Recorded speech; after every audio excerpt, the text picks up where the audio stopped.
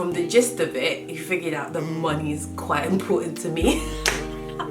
He then texted me and was like, I'm sorry, I can't keep dating you. I just find it very materialistic. Hey beautiful people, welcome back to the channel. I'm Amy with Justin. We are looking good and we are feeling good. So happy 2022. I know it's been a few weeks. This is my first video of 2022. Let me explain. If you follow me on Instagram, you know that I've had COVID and I recovered from COVID fairly quickly. I had like 3 days that were really bad, but then I recovered quite quickly, and then it was like 2 days after I started testing negative, I caught something else. So it's just been like 2 weeks of being up and down, but I'm fully recovered. It's my first time like getting cute in 2022. How did I do? How do I look? Actually, by the way, this hair is linked in my description box. Discount code 20% off, everything there for you guys. But I wanted to start this year off by doing something that I know you guys keep asking me to do, which is create dating content. So 2022 will see the return of some dating content. It's not like I'm going to be sharing every single experience with you guys like I did in the past, but if there's something that's funny, entertaining, maybe educative, I'm quite happy to come on here and share. Like I say, I'm quite happy. I'm giving it a test run, you know. If y'all are wild in the comment section, I'm gonna take my ass straight back to Patreon. I'm just gonna keep it real. Like I've had in the past where people felt all types of way about my life and really had the confidence to be telling me how to live it. That's not gonna work. You can have your opinion, you can deliver it respectfully. Anything beyond that, sis, is a block. And if it's a lot, I'm gonna return straight back to just posting vlogs or something. But I think the last dating video that I shared was about my experience dating Jamie, which was such a positive, probably definitely the most positive relationship I've ever had in my life. It wasn't like long-lived or anything, but I feel like dating him was far more impactful than, you know, exes that I've dated in the past for 1.5 years. But Jamie was one of 2 people that I dated last year. So now we're going to talk about the other guy. I think I called him Judo on Patreon, so we're going to call him Judo here. If you feel like you're going to go share this video with Judo, that's on you, because I'm not making this to hurt anybody's feelings. I'm sure he's a really nice guy. I would never go and send this to him and make him feel some kind of way, but it's my experience and I've thought long and hard about it and I've decided I'm going to share it. So yeah, let's get right into this video. If you haven't subscribed yet, make sure you subscribe. Keep me motivated and inspired to keep creating content, because the day job often gets in the way. Like, engage, and I will do my best to keep coming back. Let's get started. Okay. So I met Judo, let's say January 2021. So you're gonna have to bear with me because it's been a whole year and I'm not known for having good memories. So I'm sure there's lots of bits that I will have forgotten. But I'm just gonna give you guys the general gist of it. It's probably not gonna be the longest story time. But it's really all about lowering your standards. And why I'm not a fan of doing it. But I met Judo, I think I met him on Bumble, and we got chatting. So his profile said he was 6 foot. He was quite a bit younger than me, so he was 27, I was 31 at the time. I know, shocker, shocker, I'm 32. So I met him on Bumble, we matched quite quickly. We started talking. He gave off a very arrogant confidence that I'm not gonna lie to you, I find super attractive. Like when a guy is like super confident, he gave off that vibe, and it got to the point like we were talking so much that like when I would wake up in the morning and I'd go and have a shower, like I'd be on the phone to him in the shower, he'd be on speaker, and then when I have to like moisturize, I'd be like, I'll call you back in like 5 minutes, and then while I'm getting ready, I'd call him back. In between meetings we would talk. Like literally I'd be speaking to this guy on the phone at least 5 times a day for like the first week once we matched. So initially there was like really good chemistry. He was like quite a nice person. I was attracted to his confidence, stroke arrogance, and you know, we agreed to meet. So I think a first date, this was all in lockdown by the way, so there wasn't like we could go out for dates and whatnot. So I was living in London at the time, so he came to my flat for our first dates. I can't even remember what we did, but I'll just be real with you, like from talking to him, even though I liked him and we got along really well, in my mind I was thinking this is probably going to be like super casual, like he's not ticking the boxes that I would want to. Y'all know about my boxes being ticked. You know, I kind of have like things that I'm looking for in a lifelong partner, and I didn't really feel like he ticked those. Like when it comes to his education, not like everybody has to go to university, but I can see from the way somebody speaks, from the way they type, you know, just what their intellectual capacity is, and it wasn't anywhere near as high as I'd probably be looking for in a soulmate. In terms of traveling, which is really important to me, culture, life experiences, he hadn't done any of that. In terms of his career, he was like into like security, bodyguarding, stuff like that. It wasn't the kind of corporate intellectuals that I'd usually be going for. Like, I've got quite a long history of dating men in finance. So like, there's times like I won't do it, but usually I find that's kind of where I tend to get along better with people. The more corporate they are, the better I get along with them. So already I was thinking, probably not going to be long term, but it's lockdown, I'm bored, can have a bit of fun. But bearing in mind as well, like, I knew he wasn't ticking a lot of boxes, but I did give him quite a bit of grace, because I'm like, well, he's 27, like, formative years. You all know that I always say, you know, it's called potential. Potential is all well and good until 28. For me, that's my cutoff point for potential. If you haven't started to realize your potential by 28, it's really not going to work for me. But he was 27, so I wasn't trying to be like too hard on him. But in my mind, I already knew this was probably going to be casual, just have a bit of fun, hang out with somebody, not ticking the boxes for a lifelong partner. So anyway, first time we hung out, really good fun. I think we just ordered some food, got along really well. We hung out loads, I would say, in the first kind of month that we were dating. Like, I went to his, he came to mine, we watched movies, he would stay over. What was notable? So it was kind of like a month of dating, and I could tell that, like, you know, when it's just like that tumultuous, we would argue sometimes, but like we would always kind of just come back together. It was that kind of like, it wasn't smooth sailing.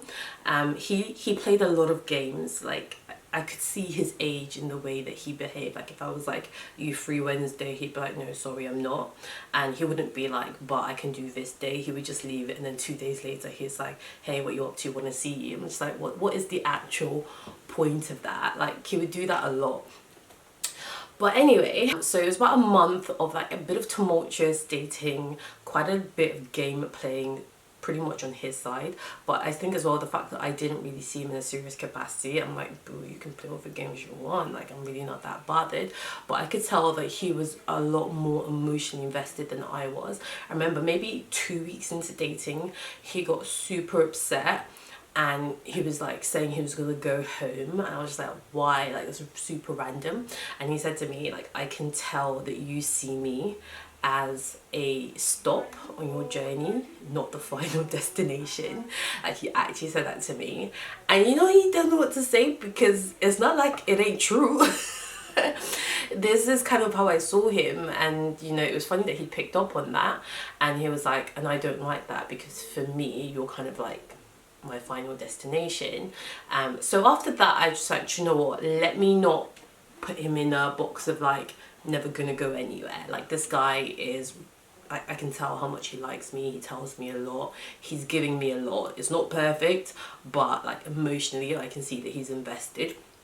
Let me try and give it a chance. So I think then I kind of started to open up a bit more emotionally, and he would always just tell me like, I really like you and all this stuff.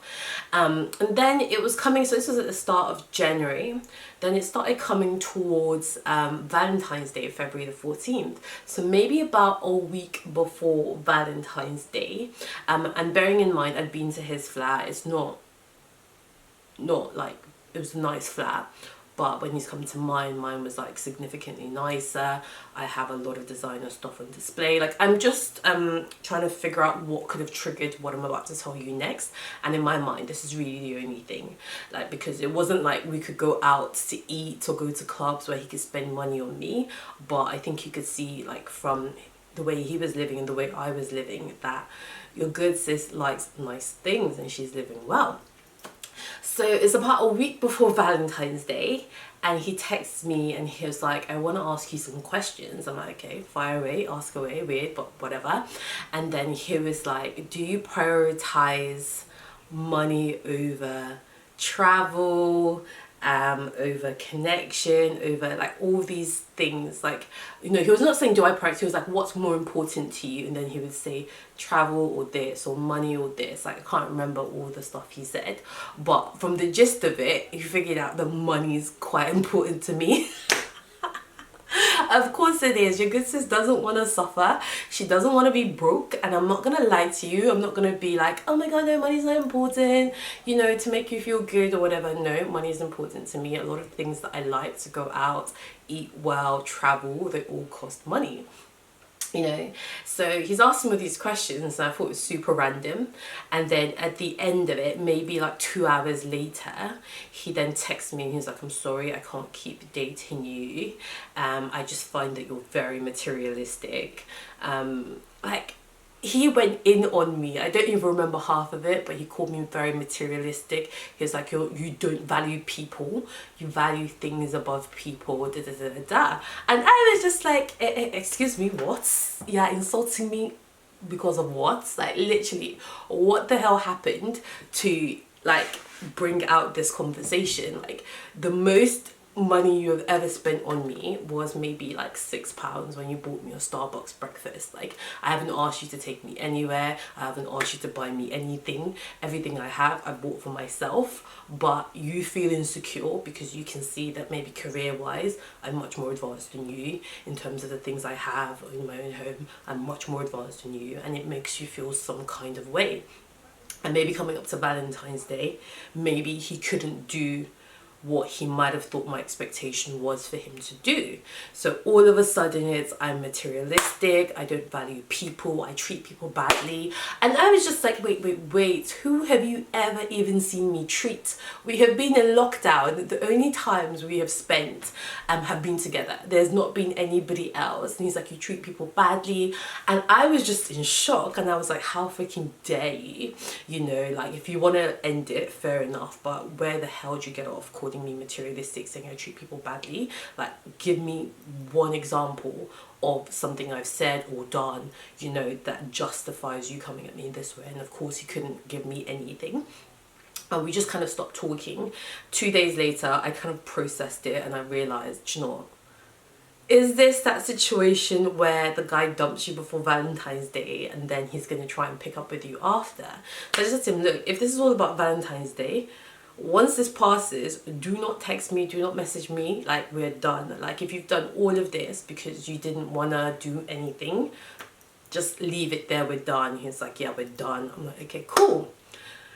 Typical, maybe 10 days after Valentine's Day, hey, you're alright, I've been thinking about you. My god, I should have known better. I really should have known better. But the thing is, I did like him. We had spent a lot of time together, and I had started to like open up to him and started thinking, do you know what, maybe it isn't just going to be casual. Like, he might not tick all the boxes, but he clearly really likes me, even though he's got a very weird way of showing it.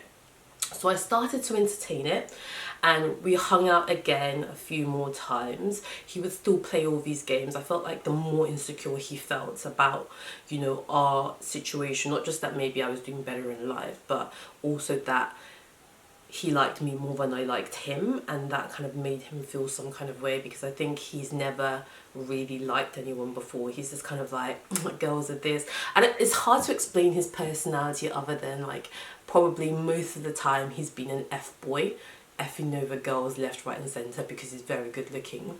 And then he met me, and you know, I really don't care. I'm a seasoned professional in this dating game. I've been doing it for years. I got more experience than you, mate. If you're gonna do me one, I'm gonna do you 10. Like, that's just how I roll. Anyway, oh, and another thing to add to it, you know, he wasn't 6 foot. The first time he turned up at my house and he took off these heel platform trainers that he used to wear, he was probably 5'9". You know, I'm like, sure, so you're a liar. I said, please, where did you leave the other feet? You left them at home. So you're a liar. So he wasn't 6 foot. He was a lot shorter than like what I would usually go for, but at this point, like, we've been talking those already, I was already kind of emotionally invested, so we let that one slide. He also had a missing front tooth that I didn't know about until, like, I think maybe the day before we met up. He finally, like, video called me, and he was like, his tooth got knocked out in a fight. And I'm just saying all of this, like, it's not that there's anything wrong with him. I'm just always to let you know, this guy really was not ticking any boxes. But I was just like, let's be open, let's give it a chance. And then he's now trying to humiliate somebody because of Valentine's and insult somebody. So anyway, we picked up where we left off. And I remember I posted a video with him, like, we just got takeaway, and the next day he texted me to say 2 girls had sent him that video and being like, hey, is this you? Like, I never posted his face. It was just like, you could see the jumper that he was wearing and you could hear his voice. He had a Yorkshire accent, and he told me, he was like, because he didn't even know I did YouTube until those girls sent it to him, and he was like, well, he knew, I guess, because he saw the camera when I was recording. So the 2 girls sent it to him, and I was like, wow. Like, I did not take that well. I was literally thinking, like, this homie belongs to the streets. Like, if just from your voice and a jumper, women are recognizing you, like, you're really out there. You are really out there doing a lot. You belong to the streets. But I didn't really say anything, but these are all the things that were coming up in my mind, like, whoa, like, what's he been doing? Like, is it safe to date somebody that's really out there doing a lot? And I remember that evening he came over to mine and he bought me like a bouquet of flowers, which was so sweet, because I just know he's not the kind of person that does that. He probably never even bought flowers for a girl before, but this guy was like super in his feelings. So he bought me a bouquet of flowers, and like, he was just hiding it behind his back when he opened the door. And he came in and we were chilling, talking. I was putting the flowers in the water. I tell you, he didn't stay half an hour. I was still kind of pissed off about, you know, the video situation. I said something I shouldn't have. I'll put my hands up. I was just like, do you know what, I really don't think I can be intimate with you if, like, you're out there like that, that so many girls are recognizing you just from that. Like, I can't be, I don't want to, you know, I can't be doing that. And he was so offended, guys. He walked straight to the corridor, put his shoes on and left the flat. He was so offended. I went after him. I couldn't convince him to come back. I was like, look, don't take it the wrong way. I was trying to apologize. I mean, there's really not a good way to take it. I didn't realize that initially, but my friend kind of pointed it out, that like, maybe that's so offensive. Like, you're kind of saying, like, he probably has stuff. Like, okay, you know, so they pointed it out. Anyway, I was apologizing. He wouldn't come back. We talked for a little bit, but he was still furious. He wouldn't come back, so he just went home. So I'm there with my lovely bouquet of flowers, and he had gone. So anyway, over the next few days, I was texting him loads. I was apologizing. I was writing loads of essays, because I knew that I was kind of out of order, and I shouldn't have let people on the internet kind of interfere with that situation. So I was texting him loads. He wasn't responding. He would read all the messages. It just got to a point, maybe like a week and a half later, I'm like, do you know what, that's about all I'm prepared to do. It was kind of out of order for me to say. Like, I could have said what I was worried about in a much more tactful way, but I just felt like a lot of it was his emotional immaturity. I could feel that he was getting off on, he was enjoying me messaging him loads, begging to see him, begging to talk, and I'm just like, I cannot stand those people that just shut off and just start ignoring you when they're mad. Literally cannot stand it. Nothing triggers me more. And I was just like, do you know what, I'm in therapy. This is the kind of behaviors I've been doing in the past, where the more they ignore me, the more I have to message. And I was like, do you know what, I'm done. Do you, boo. 3 weeks later, I met Jamie for the first time. And that was the end of that situation. Lord Jesus, thank you, I was delivered. The minute I met someone who was ticking all the boxes, well-travelled, good job, successful, intellectual, emotionally mature, like treated me like a princess, wasn't intimidated by, you know, some of the things that I'd achieved. He'd achieved a lot in his own right. I was like, so what was I crying over, upset over? The man that was calling me materialistic, the man that was telling me that I'm a bad person, you know, what, make it make sense. You know, make it make sense. So once I met Jamie, like, I completely just forgot about judo. maybe like 3-4 weeks later, I got the hey, you're right. He texted me actually, which was weird because we'd always talk by WhatsApp. But I think he thought I'd blocked him. I hadn't blocked you. I just don't care anymore. So he texted me, and then like a minute later he WhatsApped me, and I was just like, what's going on? I didn't respond. Every few days he'd be like, hey, you okay? How are you doing? Me, I'm living my life now. I've moved on. I found somebody that is not lying about his height. When he says he's 6'4" in his profile, he's really 6'4", you know. And I just kind of never looked back. Obviously, Jamie ended up moving to Germany, and for you guys that wanted to know, I haven't seen or talked to him since. I just kind of feel like what's meant to be will be, and I feel like, you know what, I look at that as an eye-opener that somebody who does meet your standards does exist. Even if they are the highest standards in the world, it does exist, and it's so important. For me, I'm not saying everybody else to do what I do. For me, I find it was so important for me to wait to have that experience and be treated and cared for and loved in the right way. And I always look back and I think, like, imagine if I had actually kept on going with judo. He would have blocked my blessings. I would not have been emotionally available. I would not have been like physically available to see, you know, Jamie when he entered the picture. So for me, it's always a reminder to not settle for something that I know really isn't what I'm looking for, because that can really end up blocking and, you know, hampering what is meant to be your destiny, what is meant to be for you, and what could be in the future. So yeah, that's kind of my story with what's his face, judo. Like, towards the end of me and Jamie, I think I started to respond. He'd be like, hey, do you want to meet up? And I'm like, no, sorry, I'm dating someone. And then a week later he would text me again like, hey, do you want to meet up? I'm like, look, I'm dating someone, but if it doesn't work out, I'm gonna let you know. You know, because I already kind of knew at that point that Jamie was leaving. So he was getting a lot. And then I went to Portugal, and then like I never saw him, and in Portugal he was messaging me still. And then when I got back from Portugal and I was like kind of like moving on from Jamie, he'd already gone, and I reached out to him. He had a picture of another girl. By the way, if this is you, boo, really sorry. He had a picture of him and another girl as his display picture. So I was like, oh, I'm not going to text him. But then after a while, I spoke to my friend, and she was like, girl, text him. Let's just see what's up, text him. And so I text him, and with the quickness, he was responding. He was up for meeting.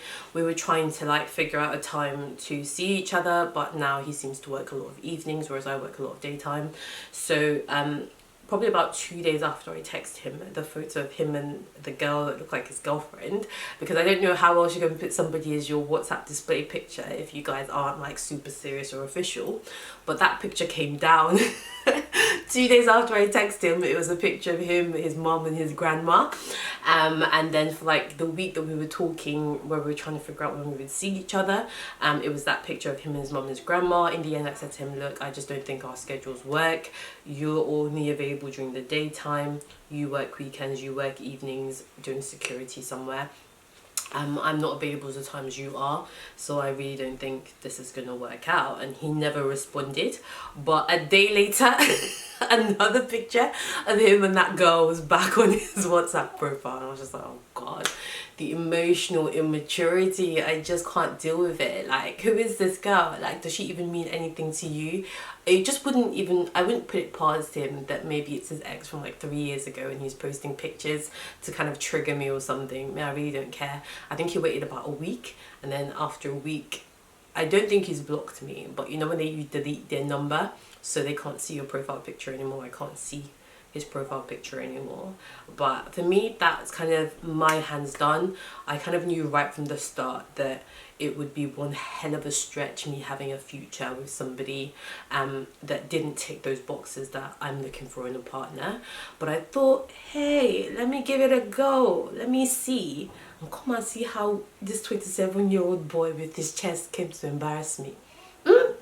You know, I've never been so insulted. Like, I've honestly never been so insulted just because of Valentine's Day. You couldn't buy presents, and now you're just attacking my character for no reason. You know, when the Bible says you need to be equally yoked with your partner, You really do. I truly believe this, because every time I've tried to lower my standards and just think, oh well, not quite what I want, but let's make it happen, I've always lived to regret it. The thing is, you think, oh well, I'm gonna give them a chance. They actually resent you for that. They resent you for giving them that chance. You know, he resented me because I was doing so much better. I made him feel a certain way about himself. And you know, it wasn't all bad. Like, from the time I spent with him, he started applying for new jobs. Right when we were ending things, he got a position as a director in a company doing their security. So like, I knew I was inspiring him to elevate his mindset. We were talking one day about, you know, women that get married, not married, have kids to get the payment from the government, and he was telling me that he knows so many girls that do that from 16 or 18. They've got 3 kids, and I'm just like, honestly, I cannot relate. This thing does not make sense to me. 3 kids to collect what, £200 a month for each child from the government. And he was like, yeah, I know, like, you're so focused, like, you're so career driven, I know this is something that you could never do. But the girls that he'd been socializing with or growing up around, that was kind of the level they were at. And you know, for me, I just know now, nothing hurts more, nothing hurt my ego more than somebody that I was just managing, you know, trying to useless me, and I will never do it again. So don't let the wrong guy block your blessing from meeting someone that is suitable. I met Jamie. It may or may not end up working out in the future, but I've got a date tomorrow with somebody that is ticking mad boxes, and I feel like moving forward in the future, that's going to be my preference. I know what I want, I know who I am. Everybody's standards has to be individual to them, their experiences, what they want in life, but I know that I don't want somebody that I'm not excited by. I don't want somebody that I'm thinking, okay, well, I'll just manage you, because most of the time it's not going to work. They're going to resent you for it, and when they end up doing you wrong, you just be hurting my feelings. I don't like it. So anyway, guys, feel free to share your experiences. You don't have to agree with me. Feel free to share if you don't, but come at me with respect and love. Let's be kind in 2022. I'm Mimi, and back bitches. Make sure you subscribe and hit that